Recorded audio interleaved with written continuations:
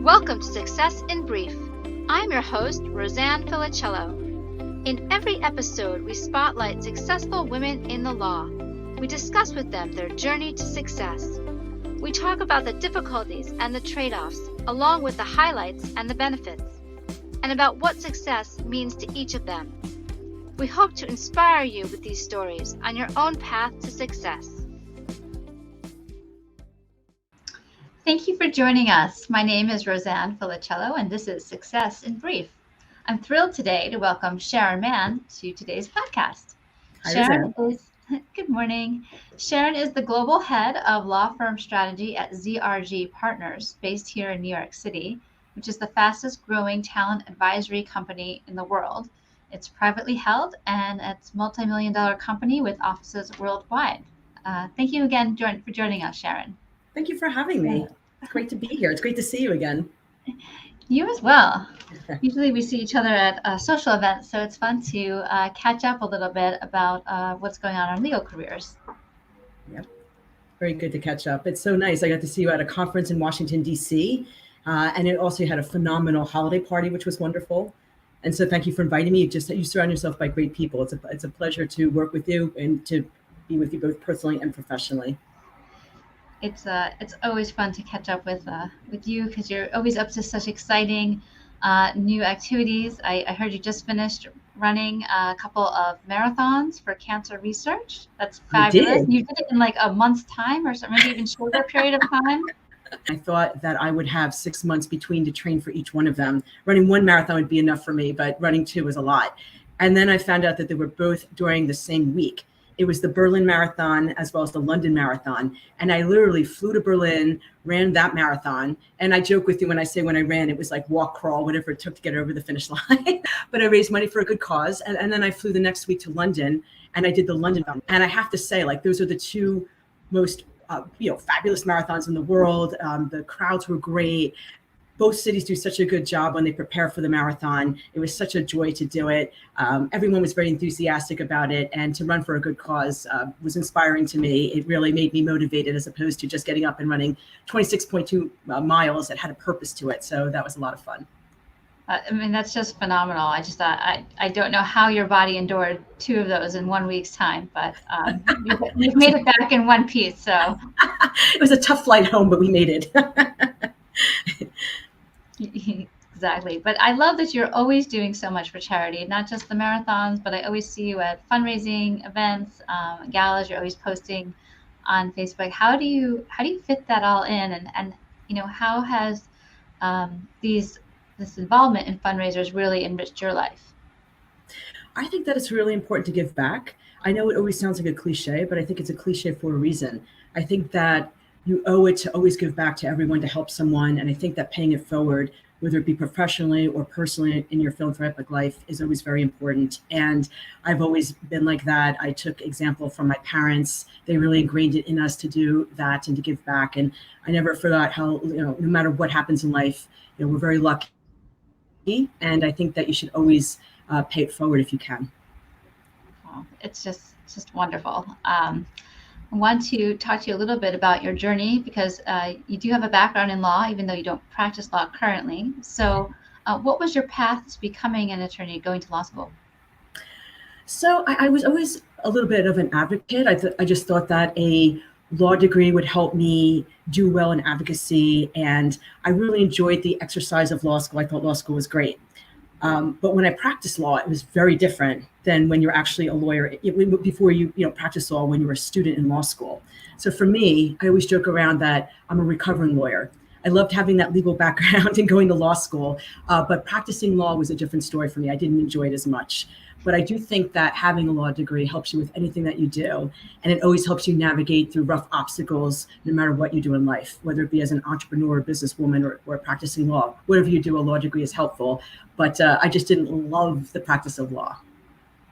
And that's a common thing, right? A lot of people don't love it once they're practicing. And I think also the practice of law has changed so much over the years, even since we've graduated from law school, that it was just very different when we came out versus how people practice now and what the opportunities are in the law. You're right. It's so different.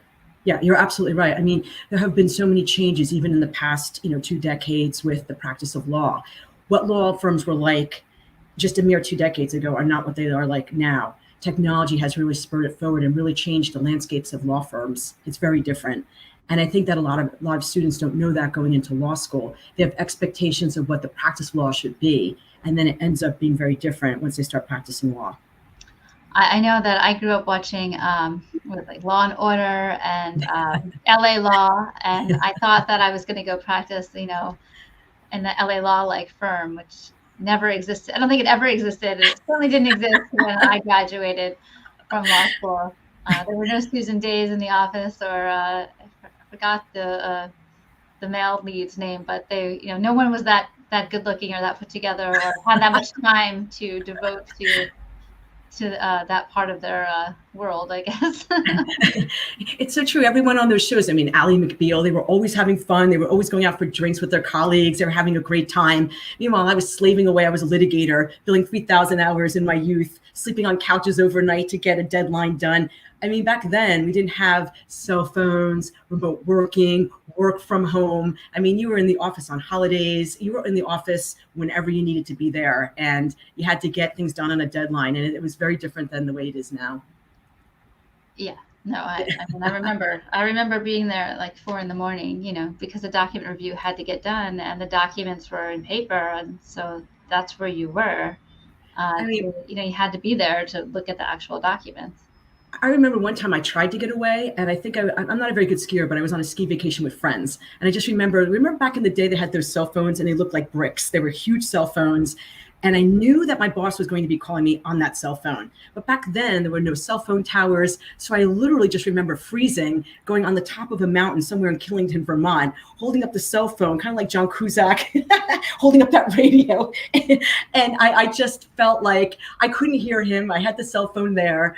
And it was freezing, and he just said, you have to get something finished by a certain time. And I just thought to myself, there's got to be as I was on that mountain holding up that cell phone, that probably weighed 20 pounds, I thought to myself, there's got to be a better way. There's got to be a better life. That was one of my aha moments, that maybe perhaps law was not the best career for me. So you transitioned out of practice did you go directly into recruiting, or was there a step in between? On my road to becoming a recovering lawyer, I remember getting a call from a recruiter on the phone, and her name was Linda Bierman. And she just said, look, you're young. There's a strong market for associates. This was back in the late 90s. And she asked if I wanted to interview at different firms. And she said, look, you might as well know your options. You might as well see what's out there. You don't have to leave, but if you interview, at least you'll know what your worth is. So I said, sure, why not? I'm always open to meeting new people. And I learned at that point that I actually loved all the partners and all of my colleagues at the law firm. I loved them. I just didn't love the law itself. So the recruiter actually said to me, why don't you join our firm and why don't you go into recruiting? And I just thought to myself, what is recruiting? Like, what do I do? And she just said, you interview lawyers and you put them into firms. And I'm like, well, how do I learn this? Like, I mean, back then it wasn't even a profession. What was recruiting? This was back in the early days. Mm-hmm. It was like the Seinfeld of jobs. Like, it was all about nothing. Like, what do I do? And she just said, you talk to people and you put them in firms. So needless to say, I just thought to myself, if I failed at this job and I went into this recruiting company and landed on my face, at least I could say it was like a startup. Remember when the dot-coms were big? And I could say This was a recruiting startup. And if it crashed and burned, like many of them did, I could just go back into the law firm and say, no harm, no foul. That was my plan. That was my backup in case it didn't work out for me. But as it turned out, it did work out. I loved recruiting. I found my passion. And it was really a way of combining what I loved about law school by helping people in a profession where I could get paid. And it was very lucrative. And it was just definitely more of a personality fit for me. Right, because you're so outgoing and you naturally love talking to people, so that must have been a huge benefit rather than sitting behind a desk all day. I didn't feel like I worked. I mean, how hard could my job be? I lived in New York City. I worked in New York City. My whole job was bringing people out for lunches, dinners, drinks, coffee. It was a very social job. I got to see all of New York City. It was just a lot of fun. I felt like I was really helping a lot of people, and it felt just more rewarding to me than the practice of law. And that was definitely my personality. And I never felt like I worked a day in my life. I just loved the job and I continue to love it. So you worked for others for a period of time, but you also had your own firm doing recruiting for a number of years until Yes. recently, right? So how long did you have your own firm for? So I had my own firm for approximately 13 years, and it was called Mahn Consulting. I loved it. It really nurtured the entrepreneurial side to me.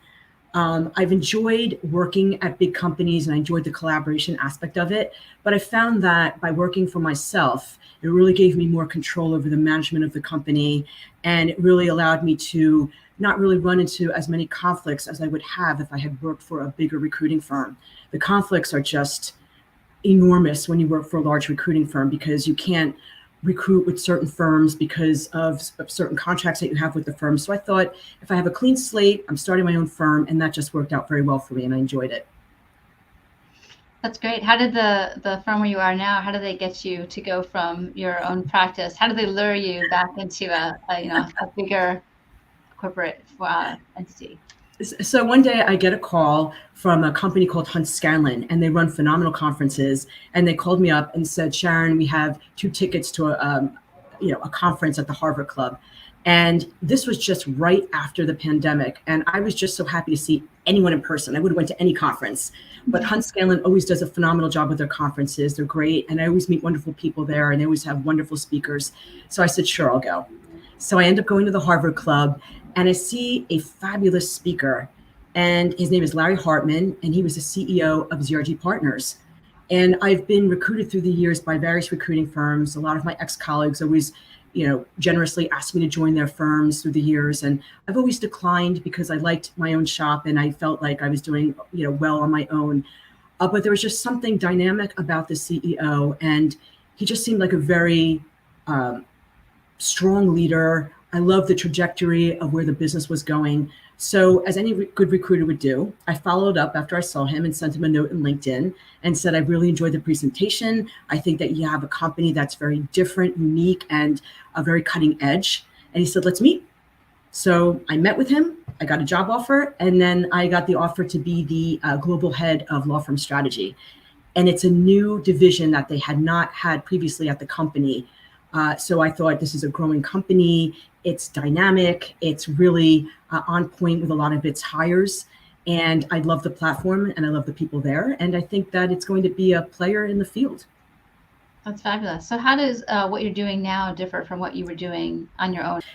What I enjoy is what I had missed when I had my own company. I have more colleagues with whom I can collaborate. There are different practice areas. One of my colleagues, they're all wonderfully accomplished individuals and professionals that have joined this company. One of my colleagues, Eric Sorensen, was the former president of MSNBC. They just have very strong people that had done very well in their careers, and now they're leveraging off of their contacts, and they're doing talent advisory, and they're doing so well at it. So it's nice to have these icons of industry that I can just pick up the phone and call and just network with them and collaborate with them. And I think you're stronger in numbers than you are by yourself. So I appreciate having very accomplished and successful colleagues and fun colleagues that I can, just banter with and just get ideas from. And it's nice to work with a group. Sounds great to have that. I mean, that's part of the reason why I brought on some partners to my firm, because I miss the collaboration. To me, it's really key to have that as part of the intellectual process of practicing the law or doing our work. It's sort of high level, but you need people to bounce ideas off of. And sometimes you want to make sure, am I too far over the edge here? Am I being too aggressive, not aggressive enough? Where's the line? It's always helpful to have feedback from others that you respect, right? So I want to turn it around. I want to ask you a question as a recruiter, because you're such a powerhouse. And in my industry, everyone's always looking for women. They want power women lawyers. And there's not a lot of them, because when you get out of law school, 50% of the pool is women and men. It's equal. You graduate from law school and there's an equal amount of men and women. But as you progress in your career, right now the statistics show that it's 84% of men who become partner and 16% of women. So it's very hard to succeed as a woman in the law, because it's It's just a fact. The statistics show it. So I want to know how someone like you, who's so young and so dynamic, like what made you decide to go out on your own? And you're so successful. You've done so well. So what was your, what prompted you to do, to make the change and have your own firm? You could go anywhere. I could recruit you to any firm. I will still keep on trying because everyone will want to make a firm. I won't give up on that. But at the same time, like, what made you decide to go out on your own? Well, you know what? I did the big law thing. I did. I was at Ropes and Gray in Boston for over 3 years. Great firm, great people. Like really learned a lot there. Had a lot of independence.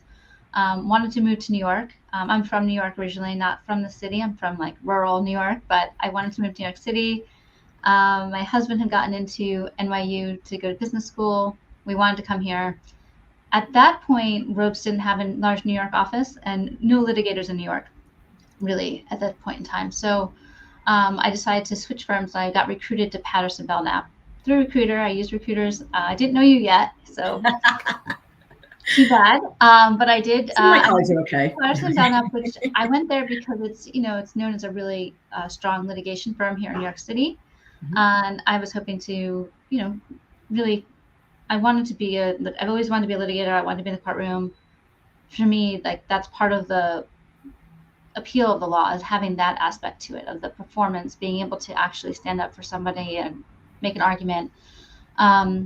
So I went there and I was there for about 5.5 years. I had 2 children, but for me, balancing the kids with big law became an impossible dynamic for how I wanted to be a mom.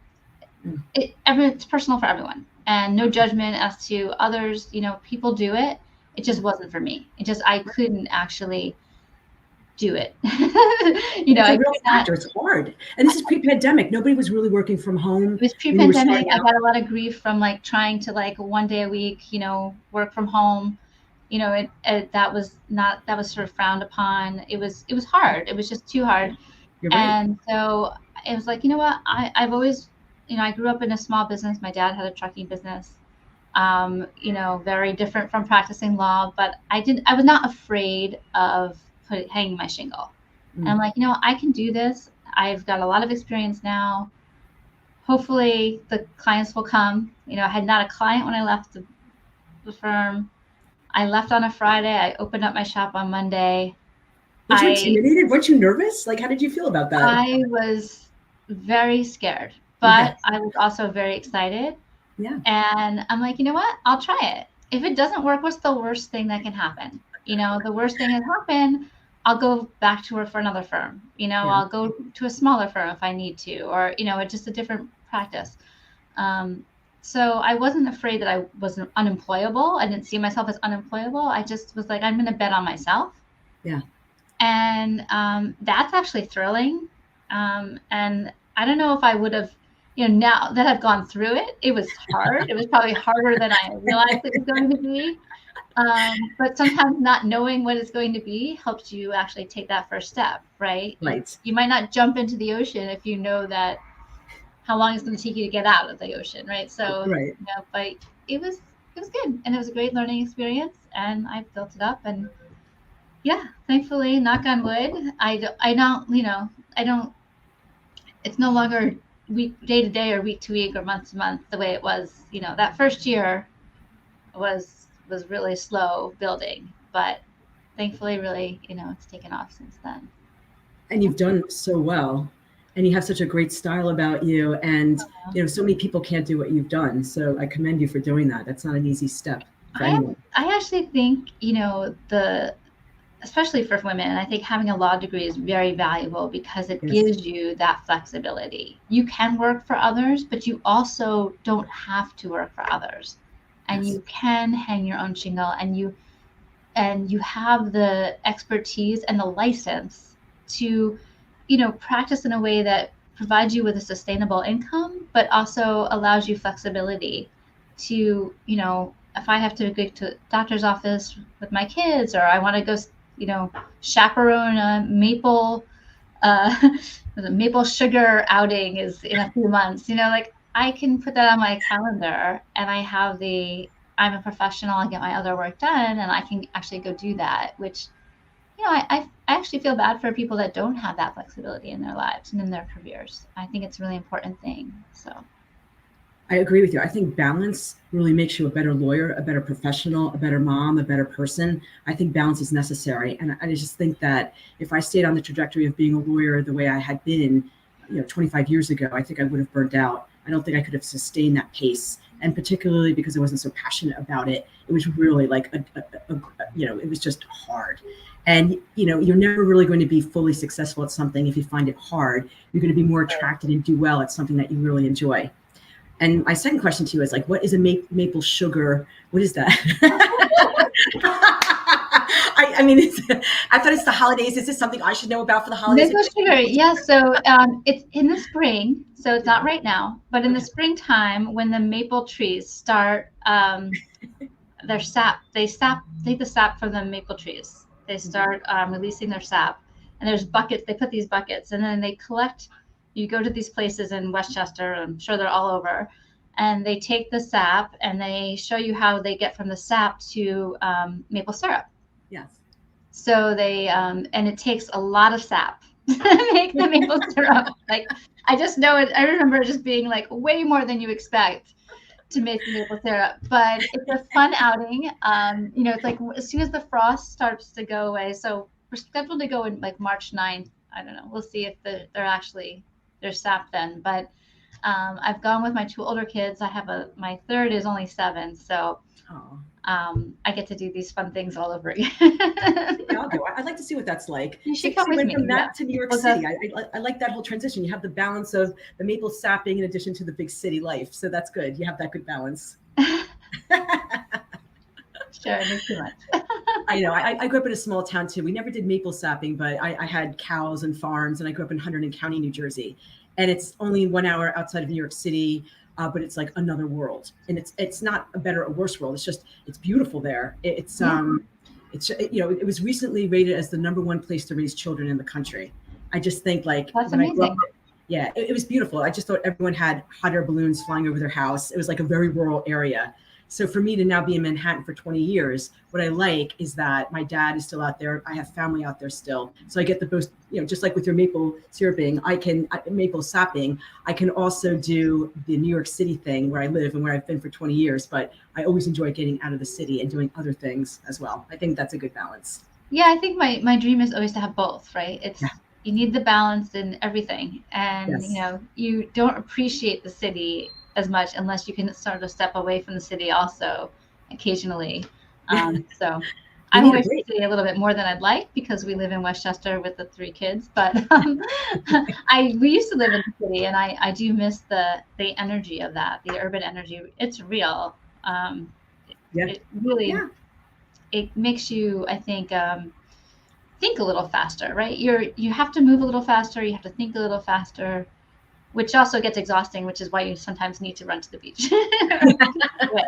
I agree. Everyone jokes with me that I speak a little bit faster. Even the judges always say, "Counselor, slow down." I speak very quickly. And I just think to myself, I think it's just 20 years of being in New York with this frenetic energy. It's great. It makes you think on your feet. You always have to be faster. And there's a reason why they say if you can make it here, you can make it anywhere. So I do believe in that adage because it's New York.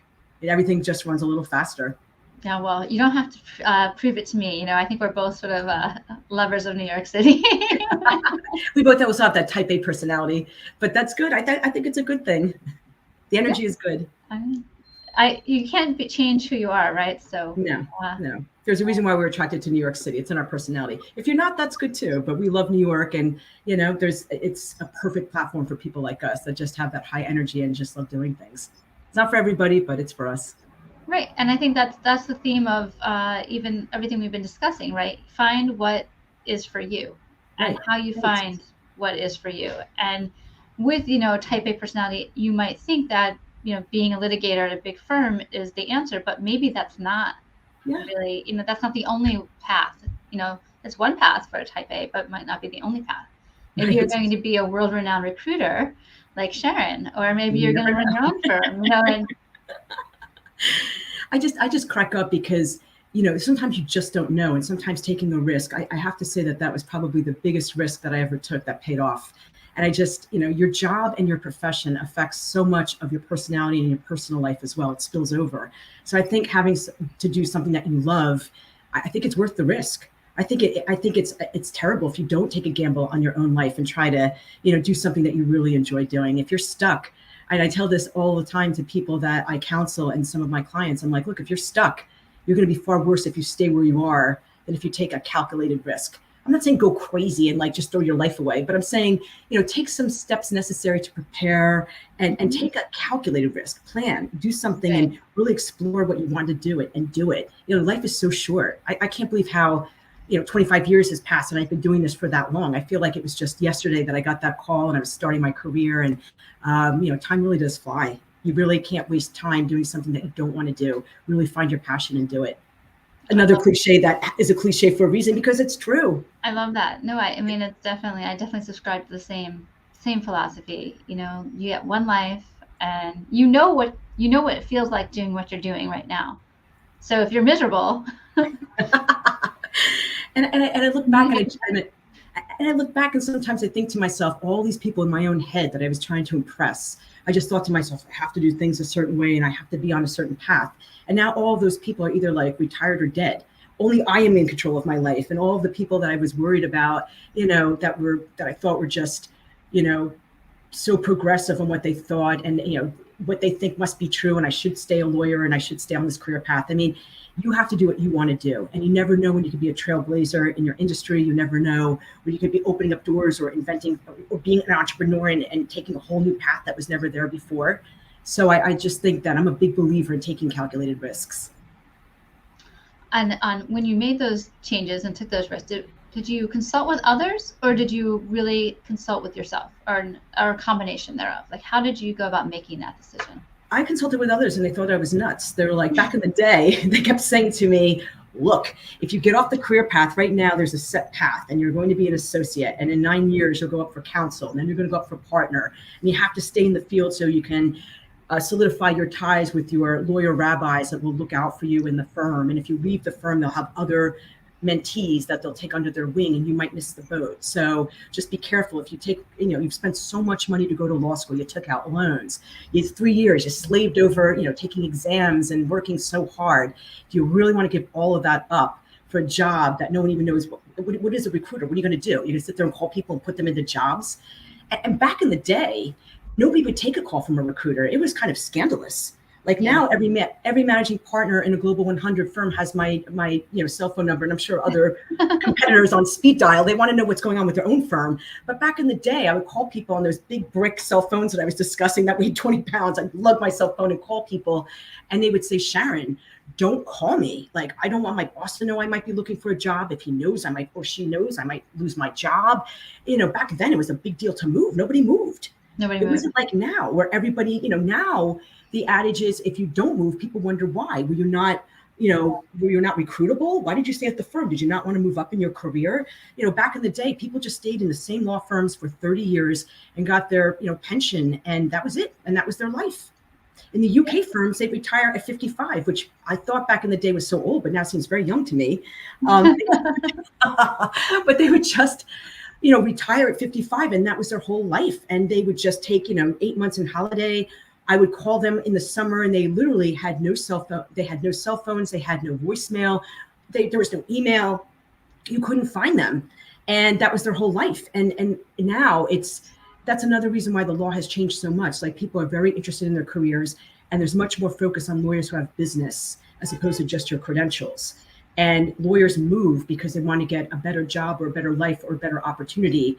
And that's the best way to really fast forward their career mobility, their upward mobility. So it's the whole mindset is different. Back in the day, it was hard to convince people to take meetings and to meet with you because they thought that if they were found out, they'd lose their jobs. And now everybody wants to meet and find out what their career options are. And moving's just not stigmatized as it once was, several decades ago. Yeah, it doesn't have the same sort of bad smell to it, right? I mean, I just remember when I was starting, Ropes never even had lateral partners for years and years. And they finally started having a few lateral partners, and it was, seen as scandalous by the old guard. They I couldn't imagine someone who didn't grow up in the rope system coming in, and someone that didn't know how to write a rope brief.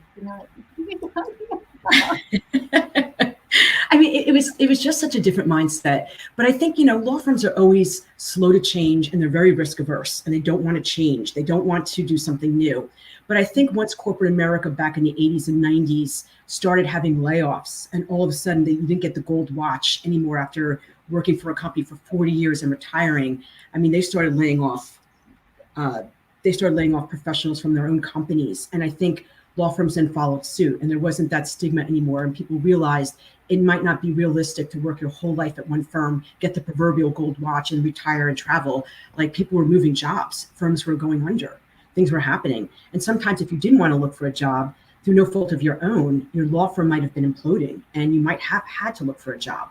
So Right. the whole mindset started changing. I think that made my job much easier. I became a recruiter at the right time when everybody was moving, and all of a sudden all young people were going to the .coms, and that was the thing. And I think the timing was just perfect for me when I got out there, and I think that was a lot to do with luck. But the whole mindset has changed now. The complete recruiting realm has now changed dramatically, which has made my job a very lucrative job.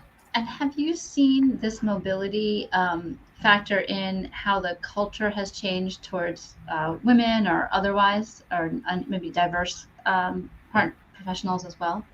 Yeah, I think that there's much more of an emphasis at the law firms to recruit women and diverse candidates. I think a lot of that is coming from their clients and pressure from the clients to make sure that they staff their deals with lawyers that are truly diverse. They want women on those deals, and not just women to act as straw men or straw women, as the case would be. They really want them to really be active in the deals, not just in name only, but they want to see their faces. They want to see women first chairing trials. Again, it goes back to the problem that there are not as many diverse or female partners at that level to recruit from. It's a very small pool, but I do see it becoming better. I do see law firms taking more of an active interest in, with their chief diversity officers and social impact officers, trying to do more of that, but we still have a long way to go as far as I'm concerned. Are you still seeing a stigma towards women who maybe have stepped out of the legal practice for a number of years to have raise their families or have children, and maybe went part-time for a while, or just maybe left the field entirely? Are you still seeing the stigma towards not having them come in as partners or as associates? And any ideas for how people can sort of better their chances if they're That's a great question, and that's a question that everyone is asking. I think it's not so much the stigma, but the fact that once you're a woman, if you have children and you just go by the side of becoming a mom, which is a hard enough job in and of itself, being a full-time mother in and of itself is a tough job. But then when you want to come back into the law firm realm, the issue then becomes, have you been able to develop your contacts? Do you have business? There's such an emphasis now on partners having business, having those revenue relationships. And if you don't, and sometimes, how can you? If you're a full-time mom, a lot of times you can't get out there and socialize. You can't go out there and network as much as you like to do. You're focused on your family. So that kind of hurts you going back into the law firm circle, because the first question that law firm partners ask, and what's on every lateral partner questionnaire, is how much business can you bring? What is your business plan? And if you don't have one, that makes you not as attractive as someone that has maybe a $5 million book of business that's going to come in there, bring all of their clients. Their clients are ready to go. The law firm will generate revenue immediately. And that just puts people in a better position if they can do that. But I think sometimes being out of the law firm realm, it makes it harder to keep your business. And sometimes you can't take your business with you when you take a family track. Someone has to facilitate your business. So that's usually your successor or someone else in the firm that then does your business. And then you lose that relationship. Even if the person loves you, if you leave, somebody has to do their work. They're getting sued. Somebody has to do the work. Yeah. And I remember it used to be that there were law firm partners who were really just sort of workhorses, right? Who would just get through the work, and they weren't really responsible for getting business and bringing it in. And I feel like that position has really been eliminated or on the way out. Do you agree with that sentiment? I agree with that 1,000,000%. I mean, back in the day, all the law firm clients were institutionalized. And I remember there was a very well-regarded gentleman who, I think he worked for the Daily Beast, And I said a quote in one of the periodicals, I think it was the Wall Street Journal, where I said that the lockstep model in law firms is under strain. I didn't say it was eliminated. I didn't say it was like going away like tomorrow morning. I was just saying it was under strain. And it's under strain because you have people like, by way of example, in 2016, Barshay, a lawyer that had worked at Cravath, left Cravath and just got an astronomical amount of money to move to Paul Weiss. And back in the day, it was unheard of. Like nobody would ever leave Cravath. Who would leave Cravath? And Cravath was lockstep, and they just said, look, our clients are institutional. Nobody has those relationships. Those are the client relationships. Not one individual lawyer has the ability to just claim that that's their client. It's a law firm client, not an individual lawyer client. Well, that, theory went out the window when Barshay moved. I mean, can you imagine like you're at one law firm and you're making, let's just say a number, and this is not the numbers. This is not, what he got was actually confidential, but let's just say a number. Let's just say like 4 million. And then all of a sudden he goes to Paul Weiss and he's making, 10 million. So doing the same amount of work with the same client, just by merely moving down the street to another law firm, you're not making an extra $6 million over the course of your lifetime. If you move firms, you're making an extra $6 million a year. And they were just, that's a lot. I would move for that. I would just say, I'd move for that. Just putting it out there. But I think that in case anyone's interested, I will move for an extra $6 million a year.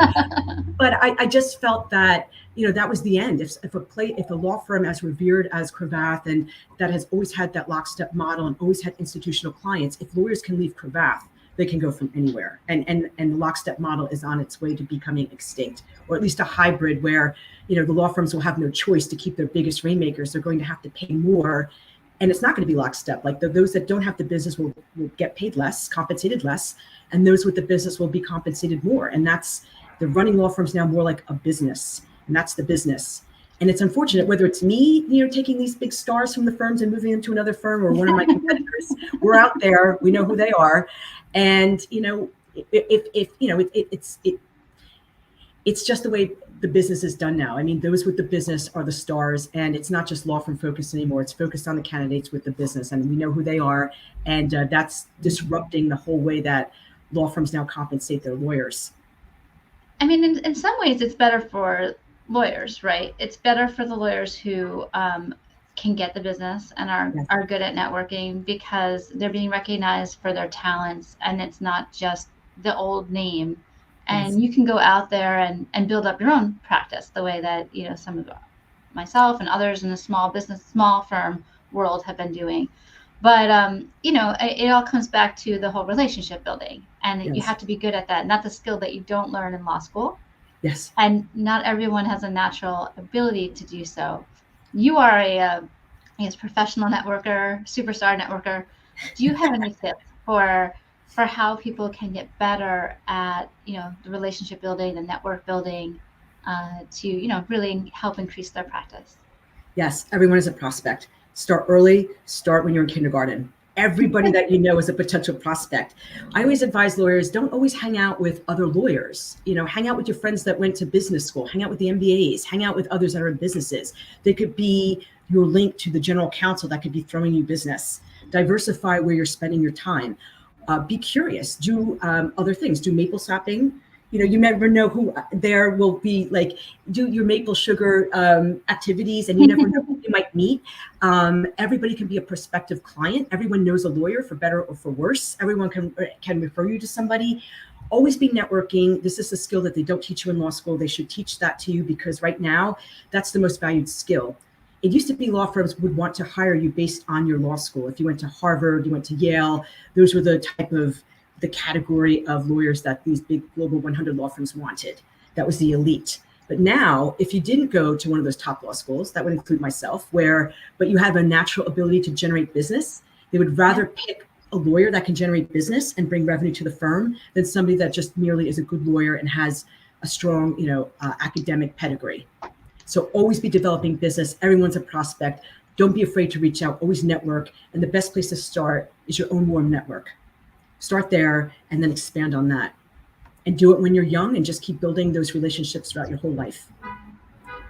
And what about picking sort of what activities you do? How would you go about advising, what activities to go to? I know there's lots of conference. You could go to a conference almost every day of the week, all year long, if you are willing to travel around the country, right? There's conferences on everything.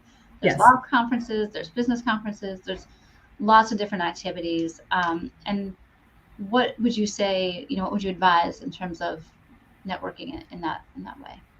I'd say be open-minded and think out of the box. I recall that even when I was running the marathon in London, I was taking the train to go to the starting line, and I saw a guy who was just super fit and he looked great. I didn't know what he did for a living. He could have done anything. For all I knew, he was in the Olympics. Like, he was just a super fit guy. And I asked him, how long have you been training? And he goes, oh, it's so hard for me to train because I'm a lawyer and it's so hard for me to get out. And I go, lawyer? I said, what law firm are you from? And we're just having this chat, like 5 a.m. on the way to the starting line of the London Marathon. And he said, oh, I work at Deckert. And I said, do you know so-and-so? And I know that person. And we developed a great rapport. And then I suspect in the future, I'll probably get some business from this individual. But that was just a random conversation. Just open up and talk to people, and you never know who you might meet. And I think especially for the younger generation that has been trained so much on technology and they're just always on their phones and they're always just on their gadgets, like, get out there. You have to interact. You have to meet with people. You have to bond with people. Some of your best contacts will be made in the most random of places and you'll never know. But just be open, always be open to opportunity, and always be nice, be kind. Just talk to people, find out about them. You never know. I love that. And I think that, finding an activity that's not the law that you enjoy doing, I think is a way to make relationships with people that also like doing something that you enjoy doing. And so it's a natural way to build up our relationships as well. So, I've gotten into running at a very late age. I think that's great. I mean, I always used to just run, as part of my fitness, routine, but I only started running races really about a year ago. And I don't run them for speed. I'm 45. I'm not running for speed. I'm just running to do it. Very young. But, it's interesting the conversations you have when you're training with people for whatever, just because you spend a long time, running 4 miles takes about 45 minutes, at least if you're slow like I am. And you have plenty of time to talk to people and get to know them. And you never know, right? If you find an activity like that, something, it doesn't have to be running, it could be any kind of activity. I just think that if you find something that you like to do, whether it's a drawing class or something else outside the law, because we all know enough lawyers, right? For better, for worse. But so when are we running our next run together? When are we doing a marathon together? Oh, let's do it. I'm running the Brooklyn Half in April. Have you signed up for that one? That's a good one. I'd like to do that. I might sign up for that. That's a great one. It's super fun. That was my first one I ever did. And I did it. The one in April goes all through the neighborhoods. Yes, that's great. So, sign up because training starts in January. I'm in. Okay. We can run a network together. Yes. I think we should do a CLE on networking or something together. I think so. I mean, first of all, by the way, I think 45 minutes is a good time for running 4 miles. I think you're doing great.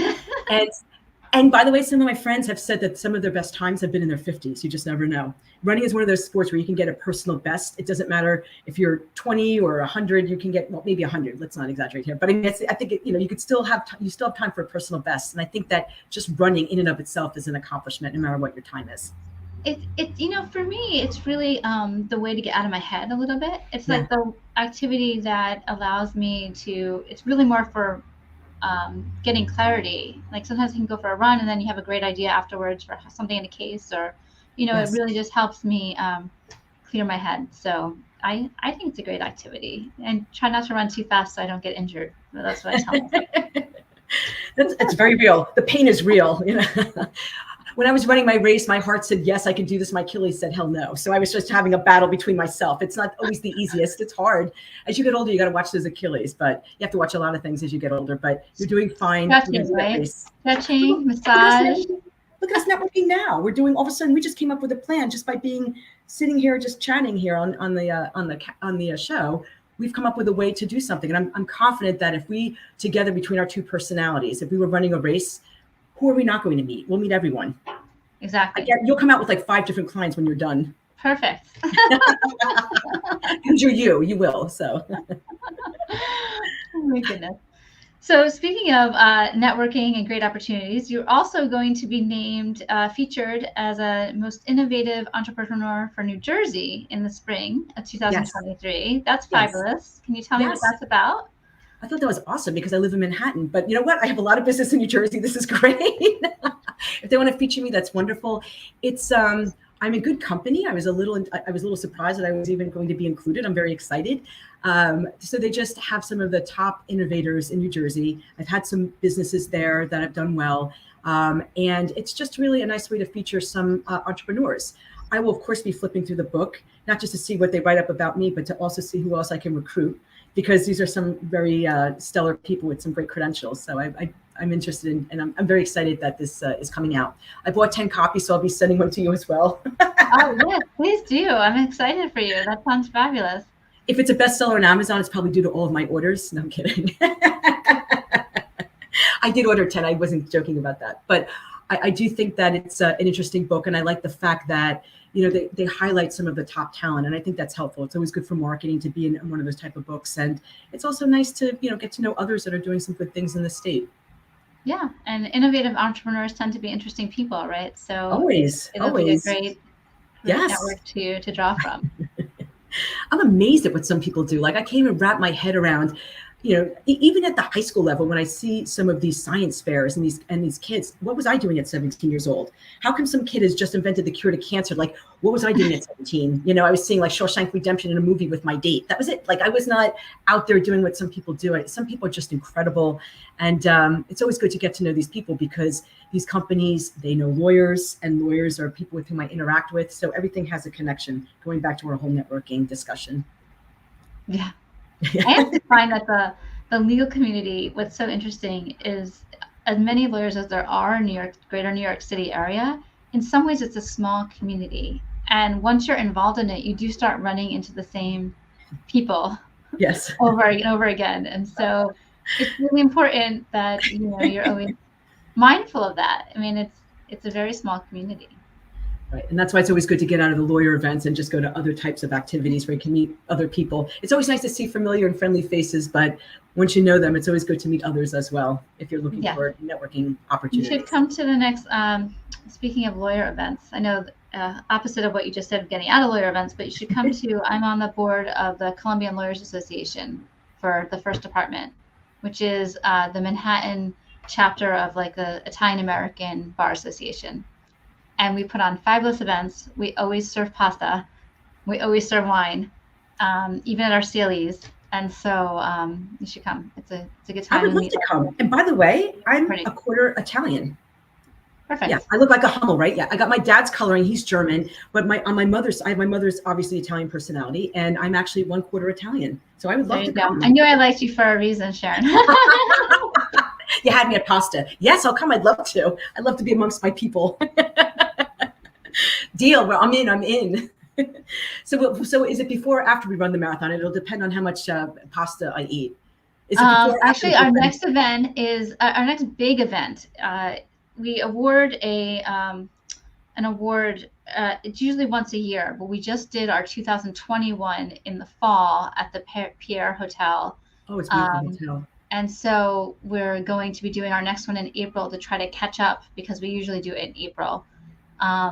And this one is going to Acting Chief Judge Anthony Canataro. He's currently the Acting Chief Justice in New York State.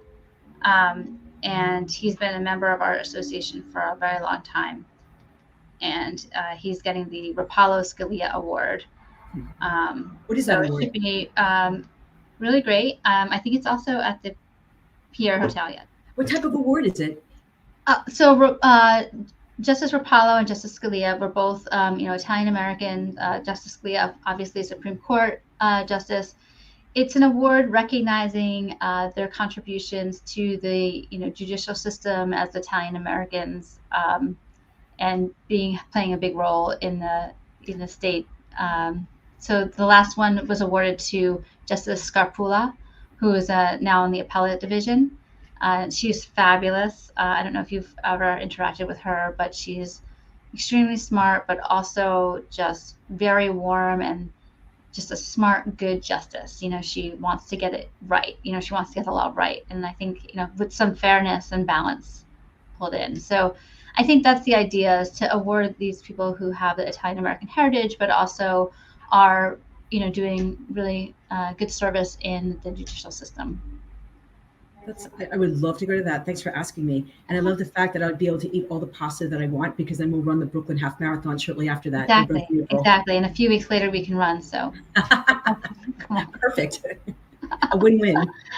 Okay, Sharon, it's time for my last 3 questions. These are supposed to be rapid fire. They don't always end up that way, but we'll do our best. I'll try to keep it short. Yeah, I have a hard time doing that, but I'll keep it short. Let's see what we can do. If you couldn't be an attorney, recruiter, what career would you choose? I'd be a surfer at the beach. Next. Professional surfer, is that a career? Do you surf?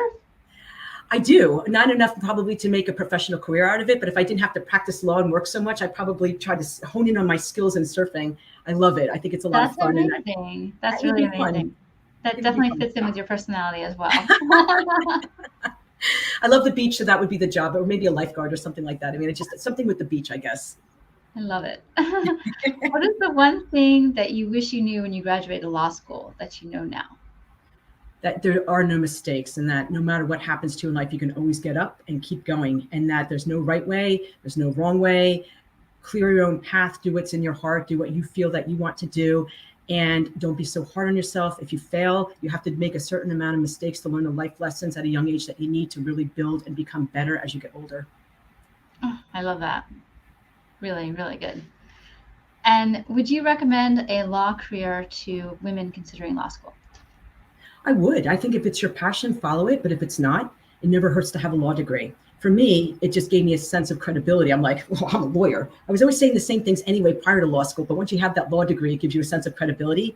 All joking aside, I think that if it's something that you are passionate about, don't, again, let anyone dissuade you. People say there are too many lawyers in the world. Why do you want to be one of many? You know what? If that's what you want to do and you're excited about it and that's your passion, you're going to be very good at it. You're going to stand out. Don't listen to anyone else and just pursue your dream and your passion. And if that's becoming a lawyer, then do it.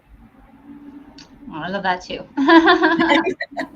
It's true. Thank you so much, Sharon. This has been fabulous. I can't believe it's been almost an hour already talking.